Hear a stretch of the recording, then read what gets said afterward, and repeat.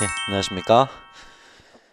김구 전공역사팀의 김태규입니다. 오늘은 2021학년도요. 바로 그저께 시험을 치렀었죠.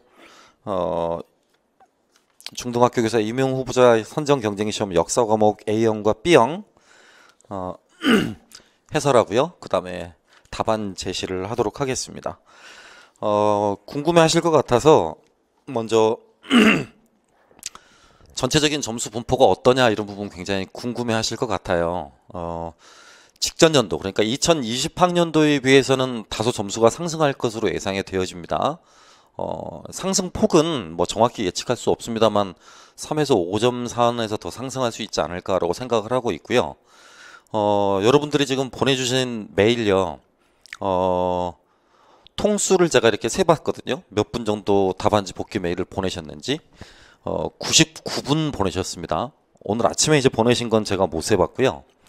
99분 보내셨는데 아침에 지금 구형모쌤하고 일찍 와서 둘이 교차 검토해보고 채점도 해보고 했었어요. 물론 99명을 다 하진 못했습니다. 솔직히 말씀드리면. 그래도 대략적으로 어느 정도 점수가 나올 수 있겠다라는 걸 좀 알 수 있어서 조심스럽지만 구형모쌤하고 제가 생각할 때는 50점 초반선이 아닐까라고 생각하고 있습니다. 이 50점 초반은 전국을 단위로 한 점수이기 때문에요. 기본 편차는 2019학년도나 18학년도 점수를 보시고요. 지역별 편차요. 뭐 많은 데는 8점까지도 지역별 편차가 났었었죠. 그러니까 지역별 편차에 따라서 뭐 플러스 마이너스 8점 내지는 뭐 아주 심하게 되면 10점까지도 이렇게 생각하실 수 있으셔야 되겠습니다. 쉽게 말해서 그러니까 50점 초반 정도 잡는다라고 치면 점수가 낮은 쪽에서는 40점 중반대에서도 그 다음에 또 점수가 높은 데서는 오히려 좀 그보다 조금은 더 높아질 수 있을지도 모르겠습니다. 그러니까 50점 초중반 정도로까지도 높아질 수도 있을 것 같아요. 지역에 따라서는요. 대략적으로는 그럴 것 같고요. 이제 교육학 점수를 여러분이 몇 점 정도 맞으셨는지 모르기 때문에 예년 정도 평균 수치 정도 잡게 된다라면 뭐 한 16, 17 뭐 이 정도 잡으시면 되지 않겠습니까? 대체적으로. 그러니까 15점 이상 정도 이렇게 잡으신다라고 생각을 하면 뭐 점수 합산해 보시면 아시겠죠. 60 후반 뭐 이 정도가 되지 않을까라고 조심스럽지만 그렇게 한번 예측을 해 봅니다. 물론 어디까지나 이건 예측이고요. 정확한 수치나 통계는 아니기 때문에 저나 구용모쌤 말을 100% 신뢰할 필요까지는 없을 것 같습니다. 대략적인 가이드라인이고 2차 준비를 좀 해야 될 점수가 어느 정도까지냐라고 물으신다라면 전공 점수만 기준으로 해서 어쨌든 40 중반 넘어가면 하셔야 되지 않을까. 40점 중반 정도 넘어가면 조금의 가능성이나 확률이라도 있다라고 치면 준비를 해야 되지 않을까 싶습니다. 제가 투박하게 말씀드릴 수 있는 건 그 정도 선까지인 것 같고요. 조금 이제 디테일한 부분들은 몇몇 가지들은 나중에 이제 구육모쌤이 또 더 보충해서 말씀해 주실 겁니다. 어쨌든 시험 보시느라고 너무너무 고생 많으셨고요. 뭐 시험 직후에 이렇게 여러분께 문의를 전화를 받거나 메일로 받거나 이런 분위기로 봤었을 때는 확실히 작년도에 비해서는 그러니까 2020학년도에 비해서는 조금 더 수월했던 느낌이 듭니다. 물론 모든 문제가 다 쉬웠다라든가 또 몇몇 사이트들에서 학생들 모임 있는 커뮤니티나 카페들에서 말하고 있는 것처럼 점수가 터무니없게 높거나 뭐 그러지는 않습니다. 사실상 아주 투박하게 채점을 본인들이 매신 거고 유하게 매신 거라고 생각이 되기 때문에 뭐 70이다 뭐 70 중반이다 이런 건 조금 오버인 것 같고요. 이제 저희가 제시해드린 답안을 보시면 본인들이 생각하시는 부분들보다 조금 더 오히려 내려갈 수 있을 겁니다. 그런 부분들은요. 한번 들어보시고 본인들 점수를 한번 매겨봤으면 좋겠습니다. 미리 말씀드리는데 그러니까 역사교육과 서양사 또 뭐 동양사 학사도 마찬가지인데요. 인정 답안의 범위는 저희가 어디까지인지 명확히 알기 어렵습니다. 그건 나중에 이제 12월 12일인데요. 채점이 끝나거든요. 그 무렵이. 그러니까 채점에 들어가셨던 분들이 지금 29일부터 들어가게 될 것이고 12일까지 이렇게 채점을 들어가셔서 그 다음에 이제 나오시게 될 텐데요. 그 나오게 된 뒤에 어쨌든 수소문을 해서 정확한 인정 답안 채점 기준들 이런 부분들을 좀 알아보도록 할 것입니다. 그러나 그 직전까지 특히 이제 오늘 같은 무렵은 절대 그런 것들을 알 수가 없는 상황이기 때문에 최대한 짜게 보수적으로 채점을 맬 것을 권해드립니다. 뭐 키워드 중심으로 키워드가 빠져있게 된다면 과감하게 점수를 깎는 형태로요. 그래서 점수를 깎았다가 나중에 올라가는 건 괜찮은데 점수를 후하게 주셨다가 나중에 깎이게 되면 예측하지 못하는 상황들이 많이 발생할 수 있으니까 오늘 채점 매실 때는 최대한 좀 보수적으로 짜게 이렇게 매셨으면 좋겠습니다. 자, 그러면 시작해 보겠습니다. 먼저 A형입니다. 1번인데요. 괄호 안에 기억에 들어갈 내용을 쓰고 괄호 안에 니은에 공통으로 들어갈 내용을 쓰시오라고 들어가 있습니다. 그 기억 안에 들어가야 될 말이요. 그죠? 그러니까 교육 과정에 해당하는 내용들은 제가 시험 문제 볼 때도 말씀드렸었는데요. 반드시 키워드니까 또 문서 안에 들어가 있는 용어니까 그대로 들어가야 된다고 했었었죠. 네, 아시다시피 기억은 지역이고요. 니은이 동아시아사 학습의 의입니다. 의. 동아시아 학습의 의요. 조심스럽지만 제 생각은 지역 3개까지는 맞다고 해줄 것 같고요. 동아시아 학습의 목적 이것도 어느 정도는 맞다고 해주지 않을까 싶습니다. 하지만 명확히 말씀드립니다만 그건 제 생각이고 채점 기준이 그와 일치하지는 않을 수 있습니다. 따라서 완벽한 정답 기억, 지역, 니은, 동아시아사 학습의 의 이것이 정답입니다. 출전은 18년 개정교육과정 동아시아사 1번 성격, 그 다음에 2번 내용 부분에 성취 기준 해설 부분을 보시면 정확히 들어가 있습니다. 해당되는 표현들이요. 대부분 점수를 어떻게 맞으셨냐면 빵점 맞으신 분들 굉장히 많았고요. 그 빵점 맞으신 분들은 문화권이라고 답을 쓰신 분들도 많았고 상호 교류나 관련성 이런 것들로 답을 쓰신 분들도 굉장히 많았었습니다. 또 아울러 나번 같은 경우는 동아시아 학습의 현재, 동아시아의 현재 문제 이렇게 쓰신 분도 굉장히 많았었고요. 일부 분들은 1점씩 맞았습니다. 지역 이렇게요. 지역이라고요. 그런데 완벽하게 2개를 다 맞으셨던 분들은 저한테 보낸 메일 보내셨던 분들 가운데는 없었던 것 같아요. 2개 지역과 동아시아 학습의 이 부분을 다 맞기는 어려워 보입니다. 그러니까 아마 상위권을 기준으로 해서 1번 같은 경우는 1점 정도 맞았다라고 생각하시면 적절해 보입니다. 그 다음 뒤에 4번을 보시면요. 4번 기원전 522년 그 다음에 기원전 492년 이렇게 연도가 잘 추정이 되어 있기 때문에 또 밑에 그 출전인 헤로도투스의 역사가 출전으로 들어가 있잖아요. 그 2개만 가지고서도 문제를 풀어보는데 그다지 어렵지 않아요. 그런데 지문에 너무 빠져 있으시다 보니까 지문에 등장한 이름들, 인명들 처음 들어본 사람들이다. 예컨대 뭐 마르도니우스가 누군가, 오타네스가 누군가, 또 위에 나와 있는 캄비세스 2세가 누군가. 물론 뭐 수업 시간에 다루긴 했었습니다만 캄비세스 2세 모르는 사람은 없겠죠. 근데 지나치게 인명을 이렇게 치우치다 보니까 연도 파악을 잘 못하셔가지고 찍지도 못하셨던 것 같아요. 나번에 492년만 정확히 보셨어도 페르시아 전쟁 쓰기는 어렵지 않았을 것 같거든. 또 그로부터 페르시아 전쟁의 당사자에 해당한다라는 해당 시기의 페르시아 제국의 역대 왕들 이름만 잘 생각을 해보셨어도 크게 어렵진 않았던 문제입니다. 아시다시피 다리우스 1세고요. 나가 페르시아 전쟁입니다. 다리우스 1세 페르시아 전쟁. 이것도 정답률이 그다지 높지는 않았습니다. 뭐 한 2개 다 이렇게 쓰신 분들이 30% 정도? 그 정도가 됐던 것 같습니다. 다리우스만 이렇게 맞추신 분도 있었고요. 그보다는 더 많았던 게 페르시아 전쟁 맞추셨던 분들이 더 많았었고요. 그리스 페르시아 전쟁도 괜찮습니다. 한 가지 조심할 점은 뭐냐면 전투 명칭과 전쟁 명칭은 구별하셔야 될 것 같아요. 간혹 몇몇 분들이 여기다가 마라톤 전투 이렇게 쓰신 분이 있어요. 마라톤 전투는 아시다시피 페르시아 전쟁의 한 단면이죠. 그 자체가 전쟁 명칭은 아니거든. 그러니까 특정한 전쟁의 명칭이 있고 그 전쟁의 일련의 과정 속에서 벌어지고 있는 몇몇 지역적인 전투가 있죠. 그래서 시험 문제를 출제하신 분들도요. 2가지를 명확히 구별한다. 전쟁 명칭을 쓰시오라든가 전투 명칭을 쓰시오라든가. 그죠? 우리 지금 여기 앞에는 지금 전쟁 명칭을 쓰시오라고 되어 있지만 뒤에 B형 문제 같은 경우는 실제로 전투 명칭을 쓰시오라고. 그러니까 플라시 전투라고 하지 거기다가 플라시 전쟁이라고 하진 않잖아요. 그죠? 그러니까 7년 전쟁으로서 인도 식민지를 둘러싼 영불간의 전쟁 이렇게 부르지 영불간의 전투 이렇게 부르지는 않잖아. 그렇죠? 그러니까 두 가지를 구별하실 필요는 있어 보입니다. 그래서 어쨌든 4번은 기억에 해당하는 인물이 다리우스 1세 또는 뭐 다리우스 대왕. 다리우스라고만 쓰면 어떡하냐? 제 기준은 어렵습니다. 제가 볼 때는요. 수업 시간에도 제가 수차례 말했지만 몇 세라고 하는 부분들 대부분 몇 세라고 하는 부분들은 뭐 1세가 많아요 실제로요.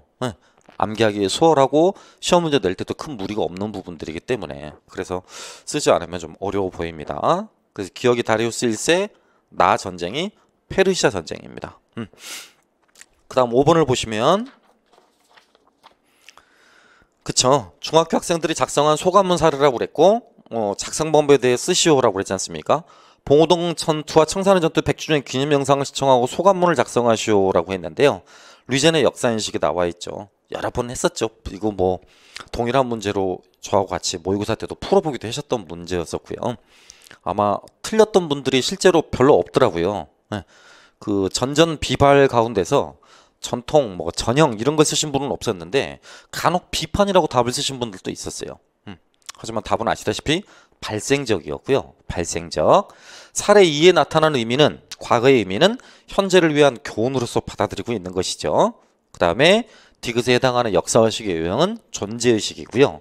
이제 가장 많이 못 썼던 부분이 니은이에요. 내러티브죠. 내러티브. 그죠? 내러티브. 두 가지 의미에 생각해 볼 수 있는데요. 제가 그랬잖아요. 그러니까 비판적 읽기를 하는 가장 중요한 목적 가운데 하나가 내러티브 구성 능력을 높이기 위한 것이라고. 근데 거기다가 막 역사관이라고 많이 쓰셨어요. 역사관.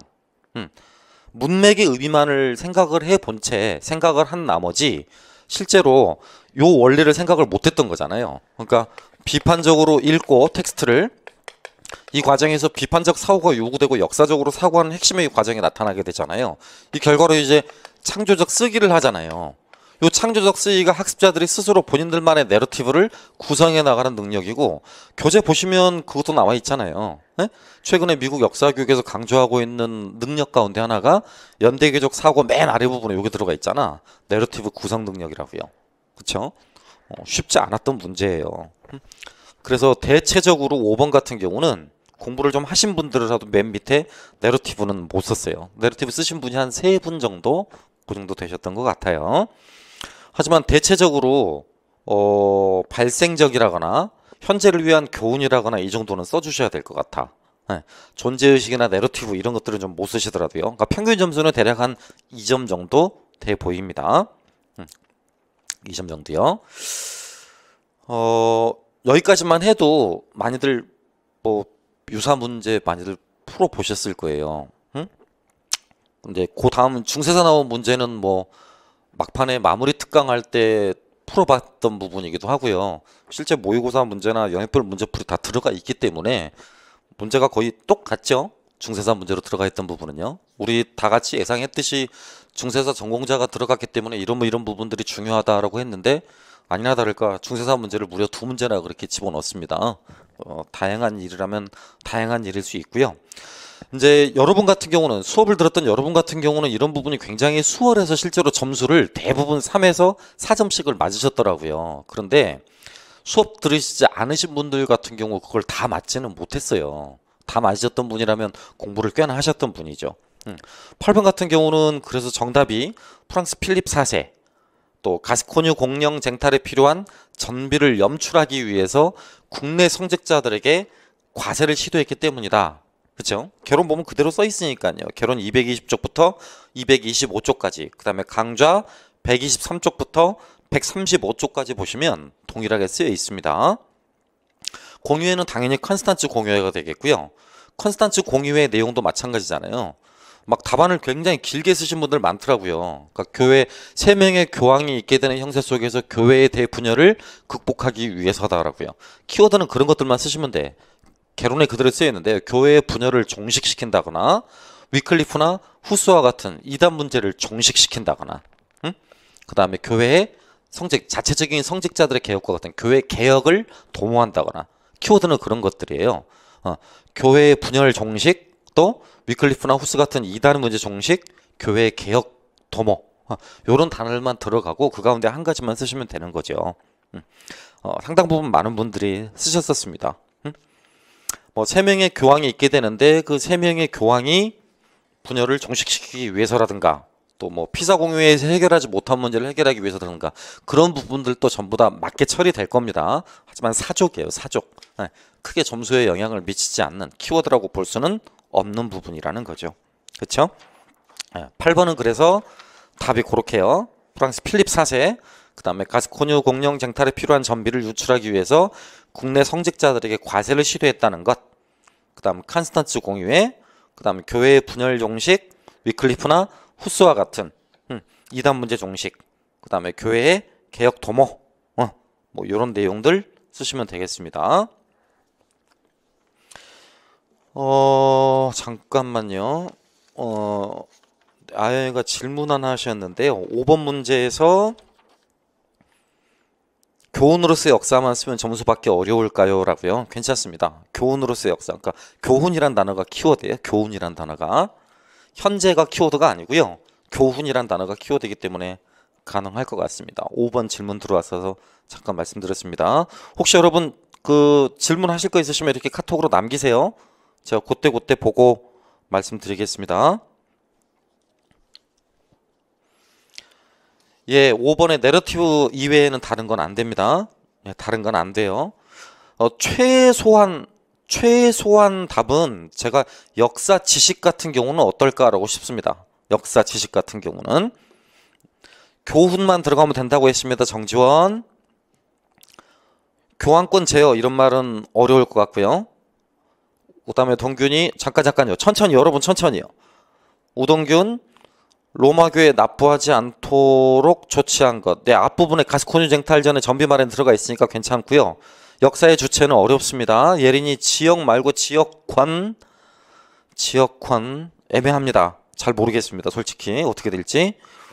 그 다음에 주체의식 안 됩니다. 전비 마련에서 가스코뉴 키워드는 아닙니다. 전비 마련만 썼습니다. 네, 저 같으면 부분 점수 드립니다. 저 같으면요. 가스코뉴가 핵심은 아니니까요. 성직자에게 과세 시도. 네, 그것도 저 같은 경우는 드릴 것 같습니다. 잠깐요. 천천히요, 여러분. 천천히. 교황, 여러분. 잠깐만요. 이제 그만. 스톱. 그렇게 하시면 제가 답을 다 못 불러드려요. 한꺼번에 이렇게 20분씩 이렇게 하시면 피사 공유회 3명이 되도록 교회의 분열이 났기 때문이다. 예, 괜찮아요. 공유회 이름을 잘못 썼다. 안 됩니다. 그 다음에 동아시아사 의의 학습의 의, 동아시아사의 의 부분적으로 될 수 있을 것 같습니다. 역사상 어렵고요. 지역공동체 이것도 잘 모르겠습니다. 저 같으면 드릴 것 같거든. 지역이란 말에 들어가서. 근데 실제 채점은 어떻게 할지는 잘 모르겠습니다. 아무튼 채점 매실 때는 무조건 다 틀렸다고 하시는 겁니다. 일단 틀렸다고 하시고 다행히 나중에 그걸 부분을 부분 점수를 인정받으면 좋은 일이고요. 아니면 어쩔 수 없고요. 제 사견입니다만 문학 난이도가 그렇게 막 높지 않았기 때문에 칼체를 할 확률이 굉장히 높을 것 같아요. 그래서 일부러 보수적으로 채점을 매시라고 하는 겁니다. 예, 지역 공동체는 맞을지 어쩔지 확실히 모르겠습니다. 아무튼 저 같으면 부분 점수를 주겠는데 출제진이 어떻게 생각할지는 모르겠네요. 자, 그 다음요. 10번입니다. 서양사문학이요. 뭐 아시다시피 이것도 그대로 풀어봤던 문제였었잖아요. 강좌에는 새로운 연합이라고 들어가 있어요. 그러니까 그것도 답이 되고요. 아메리카 국가연합이라고 써도 되죠. 정당은 공화당. 쉬운 문제죠. 그 다음에 자장농지법, 홈스테드법이었잖아요. 홈스테드법의 내용이요. 5년간 일정한 토지에 거주해서 그 개척을 한 자한테 160에이커의 토지를 무상으로 급여한다는 것. 이렇게 쓰거나 아니면 5년간의 거주 대신에 만약에 6개월을 경과하게 되면 1에이커에 1달러 25센트에 구입할 수 있다는 것. 그렇죠? 여기서 중요한 게 뭐냐면 홈스테드법에 관계된 내용이 개론에 명시되어 있다라는 거예요. 그러니까 명시되어 있기 때문에 반드시 160에이커의 토지를 무상으로 급여한다는 것. 저는 그것만 맞다고 처리했어요. 160에이커를 안 쓰신 분이 있더라고요. 또 5년도 안 쓰신 분이 있어요. 그러니까 일정한 기간 동안 거주하면 토지를 무상으로 급여한다라는 것. 채점자들이 그걸 맞다고 해줄지는 저도 모르겠어요. 분명 저 같으면 맞다고 해줄 텐데요. 일단 점수는 까세요. 5년간이라는 말이나 160에이커 이 말을 쓰지 않았다라면 일단 까시라고요. 저 같으면 저는 맞다고 해줄 거예요. 일정한 기간 동안 거주를 한 사람들에 대해서 일정 부분의 토지를 무상으로 지급한다라는 것, 뭐 이렇게 뉘앙스만 풍기면 저는 맞다고 할 것 같은데 채점하시는 분들은 저도 잘 모르겠습니다. 그러니까 짜게 매서 그런 말들 안 들어가 있으면 틀렸다고 하십시오. 아메리카 국가연합, 공화당, 홈스테드법, 그 다음 5년간 일정한 토지에 거주하여 개척을 한 자에게는 160에이커의 토지를 무상으로 급여한다라는 것. 또 5년 이상 거주에 개간한 경우 160에이커의 토지를 제공한다. 네, 그것도 괜찮습니다. 그렇게 쓰시면 돼요, 수지. 예, 정민이 5번 리을의 이야기는 안 되나요? 네, 내러티브 이야기 가능할 것 같습니다. 예, 그래서 10번 답은 다 불러드렸습니다. 개론 478, 481, 강좌 374, 376을 보시면 됩니다. 네, 동원이 이렇게 물어봤네요. 새로 개척한 땅을 5년 이상 거주하면 그 양의 160에이커의 소유권을 준다. 네, 그것도 가능할 것 같습니다. 아메리카 진보연합, 네, 전혀 다른 말입니다. 시기도 틀린 말이고요. 아메리카 연합이요. 아메리카 국가연합이거든요. 아메리카 국가연합. 아메리카 연합이다. 그건 솔직히 제가 잘 모르겠습니다. 답으로 인정해 줄지 어쩔지는요. 제퍼슨 국가 아메리카 연합. 예, 아메리카 국가연합. 예, 차라리 그렇게 쓰는 게 낫습니다. Confederate States of America. 예, 의구처럼 그렇게 영어로요. Confederate States of America. 그럼 정확한 표현이죠. 아메리카 국가연합입니다. 정식 명칭은 영어식 표기는 그게 맞으니까요. 정답 처리될 겁니다. 자, 그 다음 거 한번 풀어볼게요.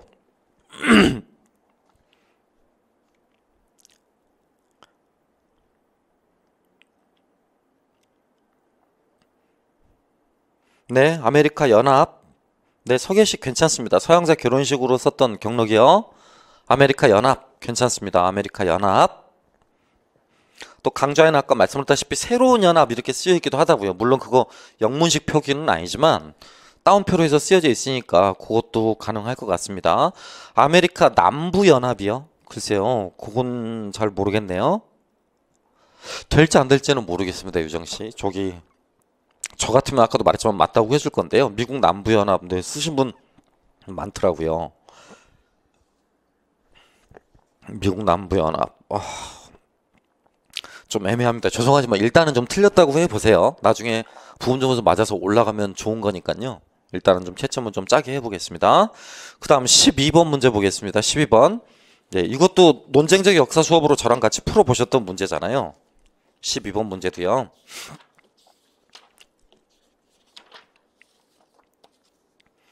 예, 그래서 밑에 지금 상반된 견해 A, B가 제공되고 있죠. 그 신석경명을 둘러싼 대립적 견해예요. 신석경명이라고 쓰신 분들도 굉장히 적었어요. 10% 내외였습니다. 니은에 들어가야 될 답이요. 그쵸? 괄호 안에 니은 그 부분 보시면 두 자료가 요렇게 왜냐하면 요렇게 돼 있어 보입니다 라고 했었잖아. 학습 목표는 지금 그렇게 써 있잖아요. 학습 목표. 그죠? 자신의 견해를 표현한다 라고 돼 있잖아. 그런데 실은 내용은 그렇게 안 돼 있죠. 따라서 정답은 논쟁적 견해의 타당성을 검토하고 그에 관한 자신의 견해를 표현하는 것이 아니라 어느 한쪽의 입장을 지지하는 것으로 되어 있기 때문입니다. 네. 그죠?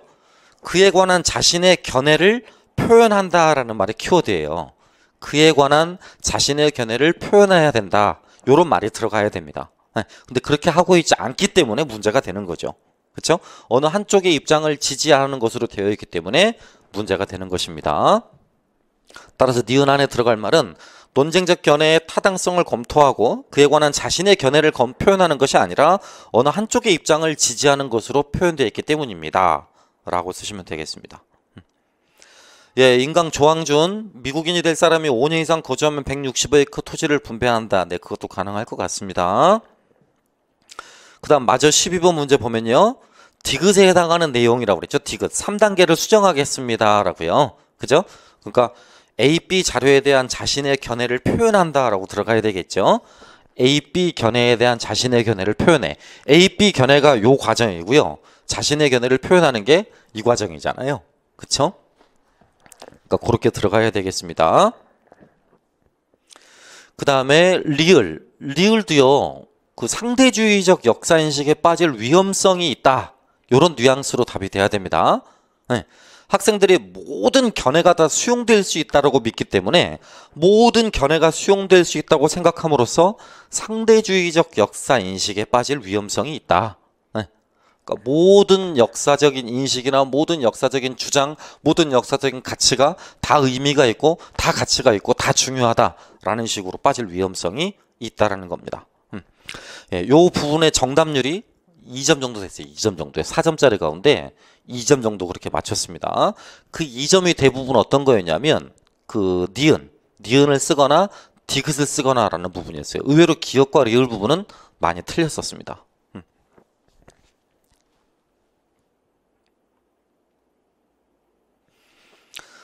그 다음 12번에 니은 학생의 견해가 두 자료와 모두 일치하지 않을 수 있기에 괜찮을까요? 예, 부분 점수는 될 것 같습니다. 박예빈 학생들이 한 입장을 지자는 글을 쓰면 논쟁의 내용이나 쟁점을 부분적으로 파악해야 되는 위험성이 있기 때문입니다. 조금 뉘앙스가 조금 다릅니다. 사실과 허구를 구분하여 어렵습니다. 선사문화의 성립과 발달 과정은 정답 안 됩니다. 이건 신석기혁명 이외에는 정답이 안 됩니다. 각 입장이 갖는 상대적 강점과 약점을 파차 파악하지 못하게 된다. 예, 그것도 어렵습니다. 키워드 상대주의 부분이 안 들어가 있으니까요. 말씀드렸습니다. 신석기혁명 이외에는 안 된다고요. 안 됩니다. 학생들의 5개념, 왜곡된 역사 지식의 다양성이라는 이름 아래 수용돼 버릴 수 있다. 그것도 어렵습니다.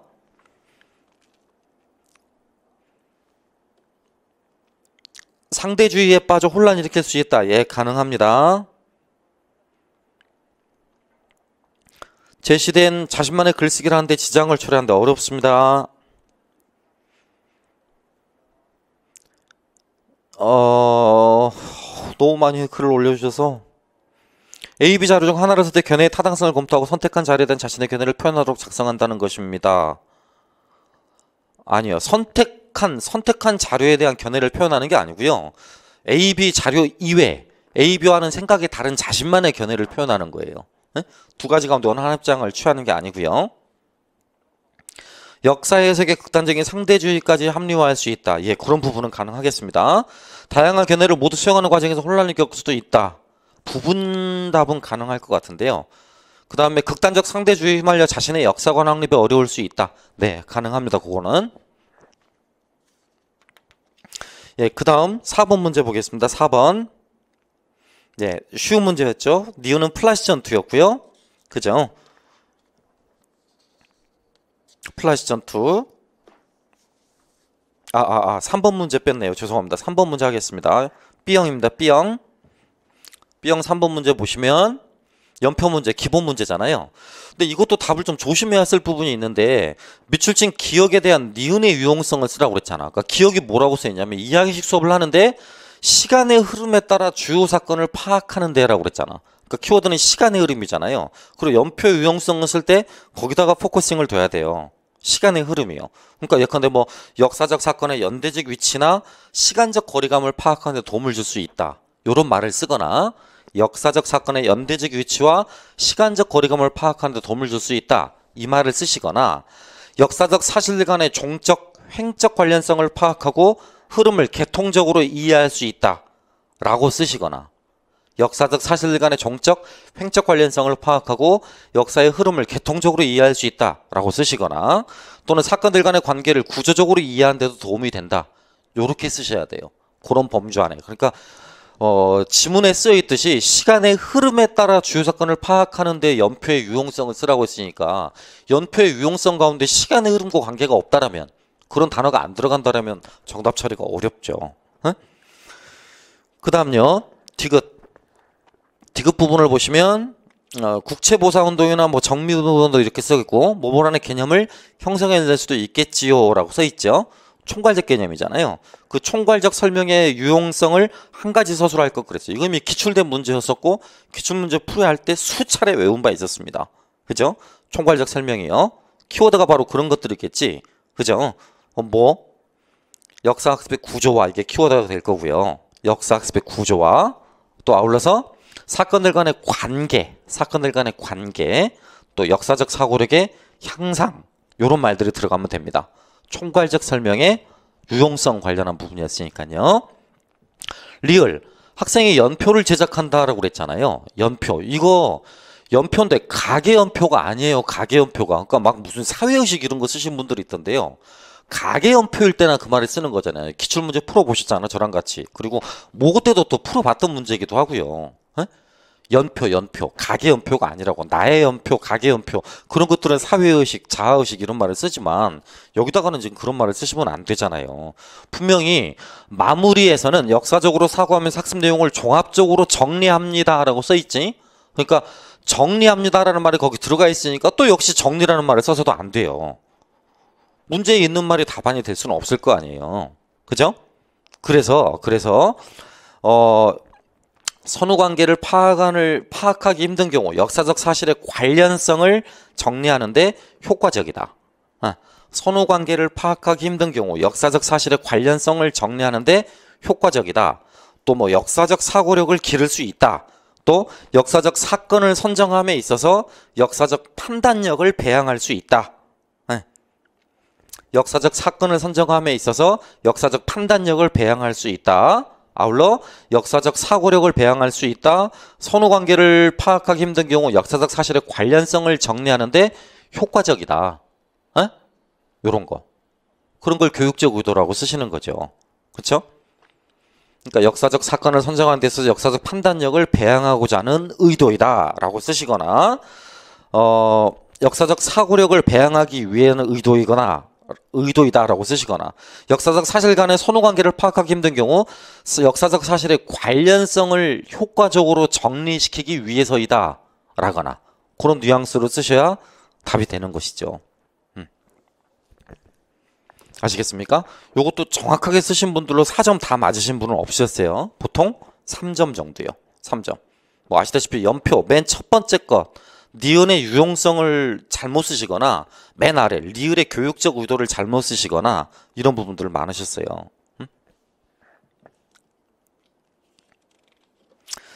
잠깐 그럼 올라와 있는 저기 좀 봐볼게요.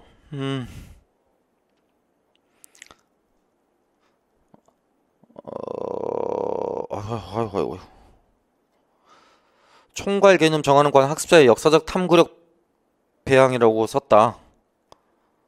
탐구력도 가능해요. 광범위한 자료의 수집과 분류인데 자료의 수집 분류를 바탕으로 한 탐구력 배양 그렇게 써야죠. 책에 나와 있는 대로. 연표 유형성 동시대 타 지역의 역사적 사실을 비교 학습한다.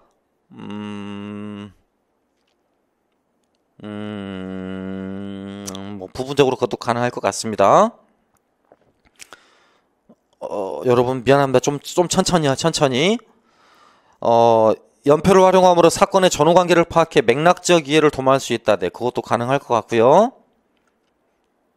시간적 위치라고 쓰고 역사적 사고력 하면 다 썼다. 네, 그렇게 맞아도 될 것 같아요.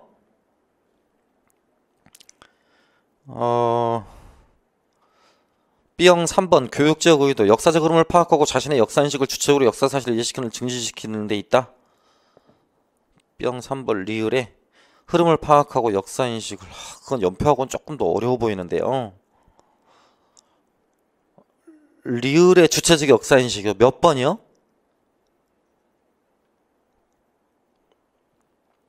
연표 제작의 유용성은 변화 발전된 시간 개념 획득과 사건의 연대적 위치를 파악하는 데 유용하다는 것이다. 네, 그 연대적 위치 들어가 있으니까 가능할 것 같습니다. 네, 소용이 가능할 것 같아요. 스스로 연표에 들어갈 주요 사건을 선정해서 역사적 사고력에 도움을 주고 기왕이면 그 사고력 대신 아까 제가 불러드렸듯이 역사적 사건을 선정하는 과정에서 판단력의 배양이 된다라는 게 정답입니다.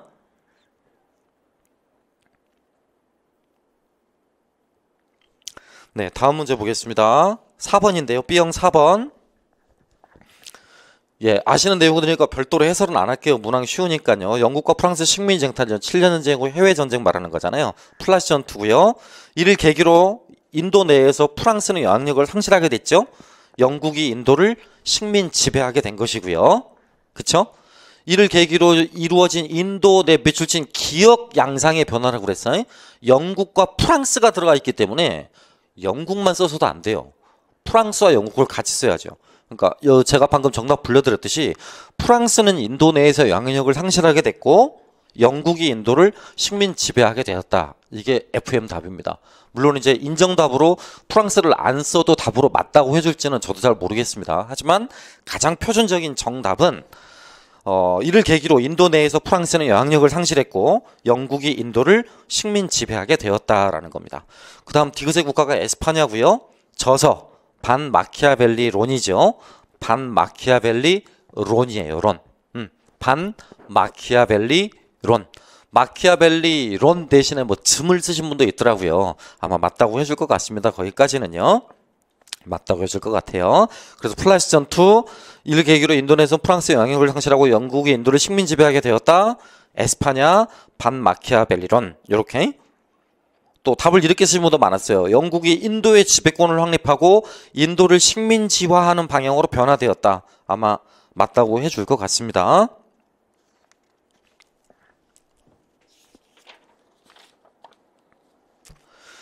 그 다음요. 7번 문제, B형 7번 문제 보겠습니다. B형 7번 문제, 잠깐만요. 방금 7년 전쟁 관련한 문제인데요. 인도 내 프랑스 입지가 축소되고 영국 우위가 완전히 인정되었다. 네, 부분답은 가능할 것 같습니다. 키워드는 어쨌든 식민 지배 이런 말들도 키워드예요. 영국이 승리하 인도에서 영국이 프랑스에 비해 식민지 쟁탈전에서 우위를 점하게 되었다. 네, 가능합니다. 영국이 프랑스에 비해 식민지 쟁탈전에서 우위를 점하게 되었다. 가능할 것 같아요. 그것도요. 벵골 지방의 세금 징수권 획득 등 실질적으로 프랑스를 물리치고 영국을 인도가 장악하게 되었다. 애매하네요. 저 같으면 어쨌든 부분 점수 드릴 것 같습니다. 자, 그 다음 7번입니다. 7번도 의외로 많이 틀렸던 부분이었어요. 슐만의 교육과정 지식은 다 맞았는데요. 그 교육과정 지식의 개념을 굉장히 대충 썼어요. 대충. 그래서 거의 대부분이 다 틀렸습니다. 그러니까 일정한 단계에서 어떤 주제나 교과를 가르치기 위해서 고안된 일련의 프로그램과 그와 관련된 교육과정 자료를 이용할 수 있는 지식입니다. 정확히 써야죠. 정확히. 그렇게 쓰지 않으면 전부 다 맞지 않아요. 틀린 답입니다. 그 다음에 니은에 공통으로 들어갈 내용. 그죠? 맥락적 지식이죠. 맥락적 지식. 뭐 유사 답안으로 상황적 지식, 뭐 시대적 지식, 뭐 배경적 지식 이런 것도 가능할 것 같습니다. 그 다음 와인버그는 부재 증거의 고려고요. 부재 증거의 고려. 다시 한번 불러드리면 기억, 교육과정 지식. 의미는 일정한 단계에서 어떤 주제나 교과를 가르치기 위하여 고안된 일련의 프로그램과 그와 관련된 교육과정 자료를 이용할 수 있는 지식. 그 다음 맥락적 지식, 뭐 배경 지식, 상황적 지식, 사회적 상황에 관한 지식, 뭐 이런 것들도 답이 되겠습니다. 부재 증거의 고려 이런 것까지가 정답이 되겠고요. 여러 차례 저하고 풀어보셨던 문제였습니다.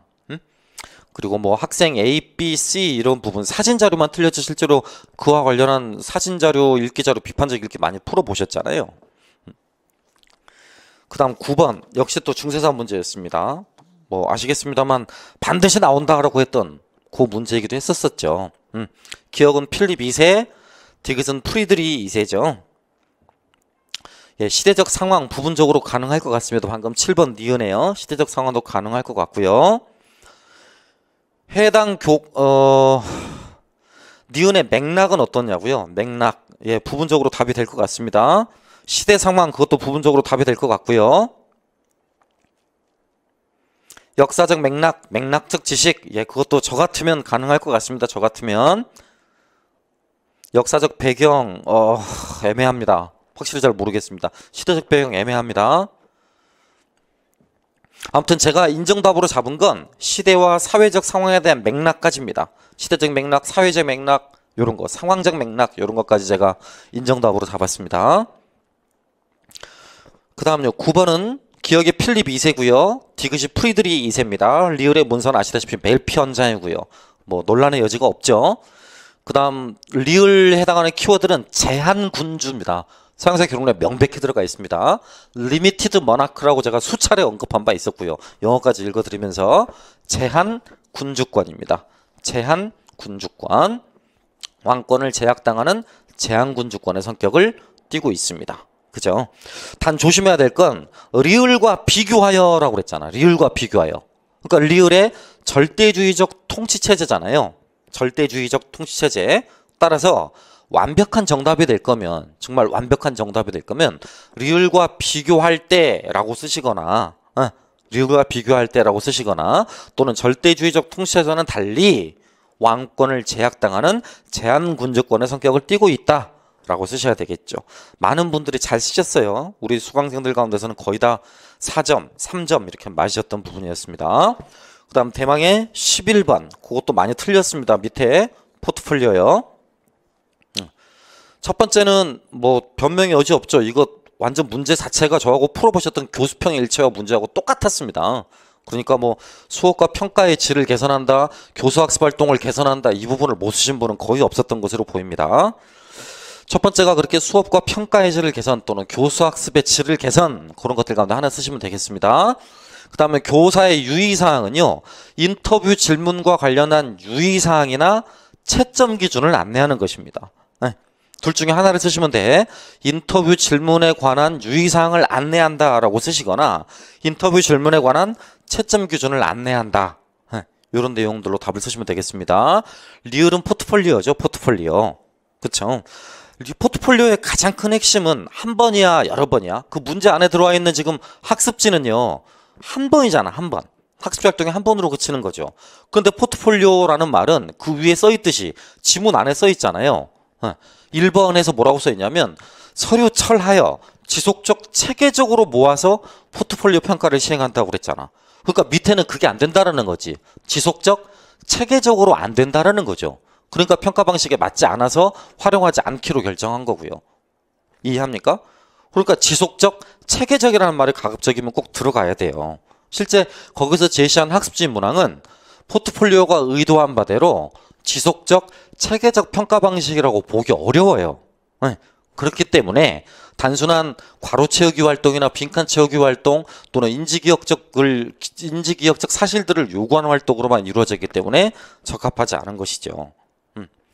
그 이외에 뭐 일반적인 변화 같은 거 쓰셔도 돼. 그러니까 장기간에 걸쳐서 성장과 변화의 과정을 파악하기 어렵다라든가, 장기간에 걸쳐서 학생의 성장과 변화의 과정을 파악하기 어렵다라든가, 아니면 뭐 스스로의 강점, 약점, 성실성 여부, 이런 부분들을 제대로 파악하지 못한다든가, 앞으로의 발전 방향에 대한 조언을 하지 못한다라든가, 앞으로의 발전 방향에 대한 조언을 하지 못한다라든가. 쉬운 듯 보이지만 실제로 이렇게 답을 쓰신 분들은 굉장히 드물었다는 점을 말씀드립니다.